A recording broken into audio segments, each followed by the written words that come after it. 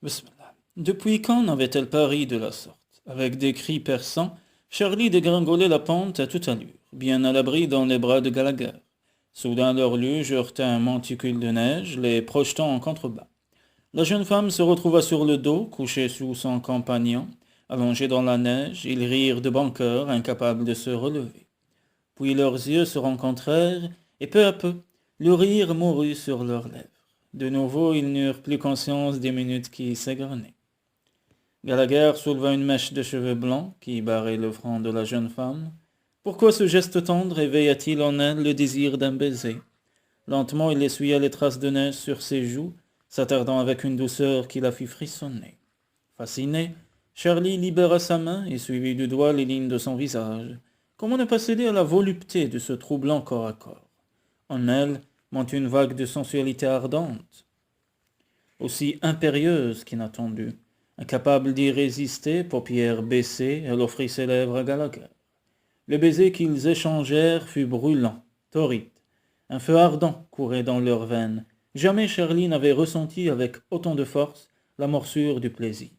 Cet instant qu'inconsciemment ils attendaient depuis si longtemps comblait la jeune femme au-delà de toutes ses attentes. « Charlie, Gallagher, vous n'avez rien de cassé ?» La voix de stentor de Bob parvint aux oreilles de Charlie comme un grondement de tonnerre. Pétrifiée, elle regarda Gallagher rouler loin d'elle avec brusquerie. Toute trace de tendresse avait disparu de ses yeux.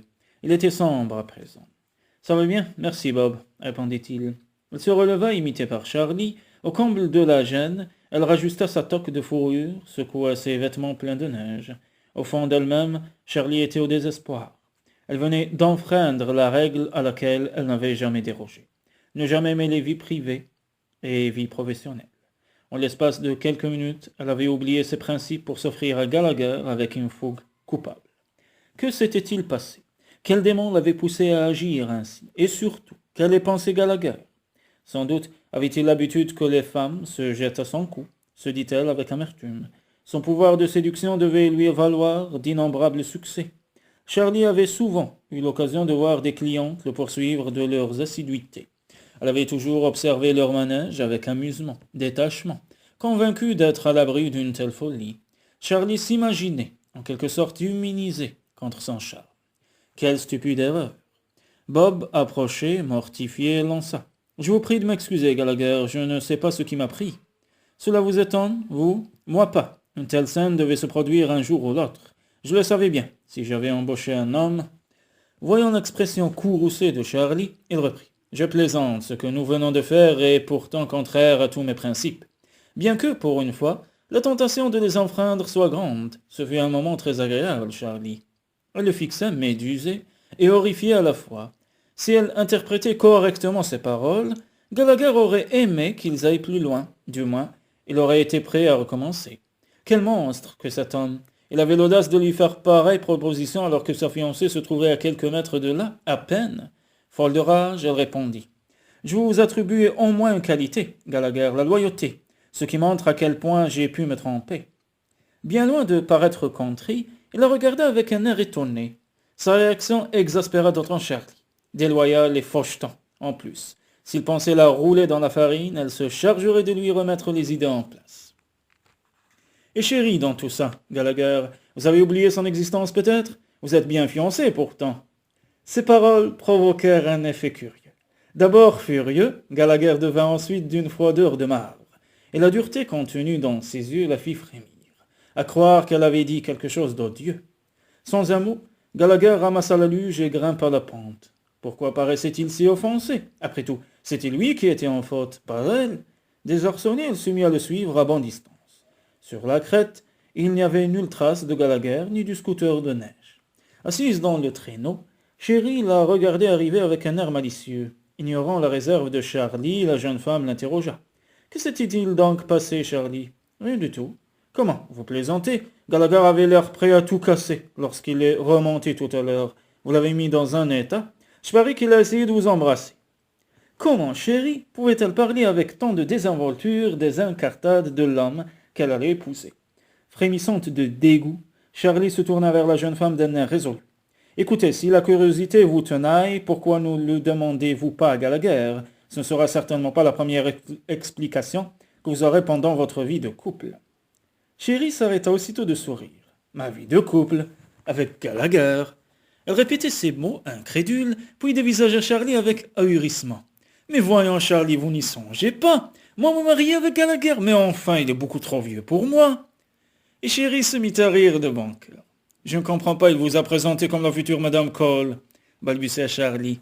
Oui, c'est vrai, nous avons oublié que vous n'avez pas grandi à Revelstoke et que vous ne connaissez pas la famille Cole.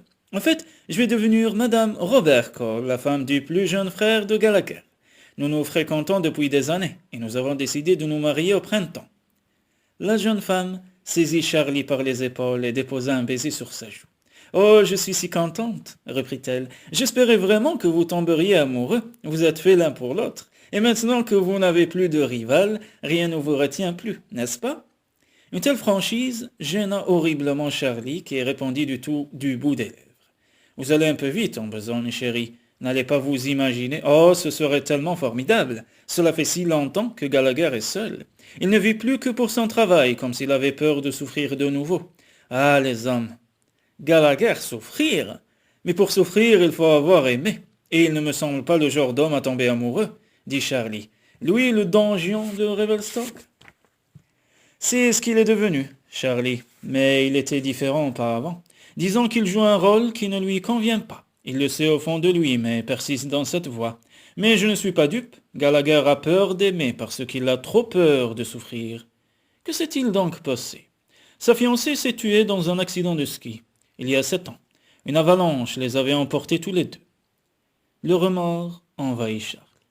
Et elle, qui avait lancé des propos ironiques sur le défi lancé à la mort et sur la loyauté à sa fiancée, que de maladresse, sans le vouloir, elle avait retourné le couteau dans une plaie encore à vif. Que devait penser Gallagher de son attitude? Il fallait absolument qu'elle s'explique. De retour au chalet, Charlie le trouva affairé à nourrir les chevaux dans l'écurie. Il ne répondit pas au salut de la jeune femme, conservant l'attitude glaciale et lointaine de tout à l'heure. Gallagher, je suis venu vous présenter mes excuses. J'avais cru comprendre que vous étiez fiancé à Chérie et... Il ne la laissa pas terminer. Aucune importance, oubliez tout cela, voulez-vous? Oubliez absolument tout. Est-ce clair?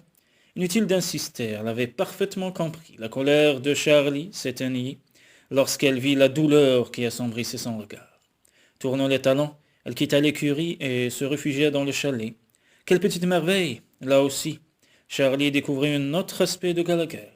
Son goût pour le bois blanc, les fauteuils profonds, les plantes vertes luxuriantes, de larges baies laissaient entrer la lumière, éclairant les murs ornés de tapisseries indiennes aux couleurs fanées, un canapé gris pâle devant la cheminée où flambait un bon feu, attendait les visiteurs. Quel confort et quel goût pour le célibataire endurci que se déclarait être Gallagher. La jeune femme n'échangea plus un mot avec lui de toute la journée, et durant la semaine qui suivit, leurs échanges furent tendus.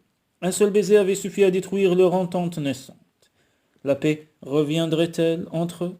Comment parvenir à oublier le plaisir qu'elle avait ressenti dans ses bras, ce maelstrom d'émotions lorsqu'il l'avait serré contre elle? Charlie, nos Japonais ont demandé s'ils pouvaient avoir une autre promenade entre nous. Ce soir, j'avais prévu un film et je préférerais donner satisfaction à mes clients. Après tout, c'est leur dernier jour et je voudrais qu'ils rentrent avec un très bon souvenir. Bob et Chérie se sont pas là ce soir. Pourriez-vous venir m'aider avec les chevaux? Comme elle avait aimé l'entendre prononcer son nom, cela devait lui coûter de lui demander un service malgré tout. Et il n'avait pas dû s'y résoudre de gaieté de cœur. Un espoir fou s'empara d'elle. Serait-ce une tentative de conciliation qui s'ébauchait? Hélas, Charlie allait être obligé de refuser une fois de plus. Je regrette, Gallagher, mais ce soir je ne peux pas. L'expression de son visage s'altéra. Il lui tourna le dos et elle le vit s'éloigner le cœur gros. N'avait-elle pas promis à Kenny de l'emmener au cinéma ce soir-là? Elle ne pouvait se désister, il ne comprendrait pas. On va au cinéma, Charlie, tout de suite. Pourquoi Kenny ne pouvait-il faire preuve d'un peu de patience? Quelquefois, pour la 10e fois au cours de leur dîner, il s'entêtait à vouloir partir sur le champ. Elle avait beau lui expliquer, il n'y avait rien à faire. Kenny, je te répète que c'est beaucoup trop tôt.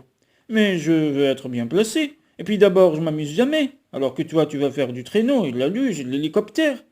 Écoute, Kenny, ce soir, tu vas bien t'amuser, non? Pas si on est mal placé. Que pouvait-elle faire pour le calmer? On aurait dit que Kenny cherchait à la culpabiliser de nouveau. En route vers le cinéma, il lui adressa d'autres reproches. J'ai froid. Pourquoi on n'a pas pris la voiture? Mon chéri, c'est au coin de la rue. Tu aurais eu aussi froid en voiture. Le chauffage n'aurait pas eu le temps de se mettre en route. Je veux un pop-corn plein et des chocolats, ceux pralinés, dans l'emballage doré, tu sais, ce que j'aime, et aussi un coca. Exaspérée, elle leva les yeux au ciel. Et puis quoi encore? Je ne tiens pas à ce que tu sois malade, Kenny. Comme il franchissait l'entrée du cinéma, Charlie aperçut Gallagher. Parmi ses clients japonais, sa haute silhouette se détachait. Bizarre. Avait-il donc trouvé personne pour la promenade entre nous? Lorsque Gallagher la vit, ses yeux bleus brillèrent d'un dangereux éclat. Saisissant Kenny par le bras, Charlie s'avança vers lui. Le moment tant redouté de faire les présentations était venu. Advienne que pourra. Je comprends maintenant pourquoi vous n'étiez pas libre ce soir, lança-t-il avec une ironie blessante.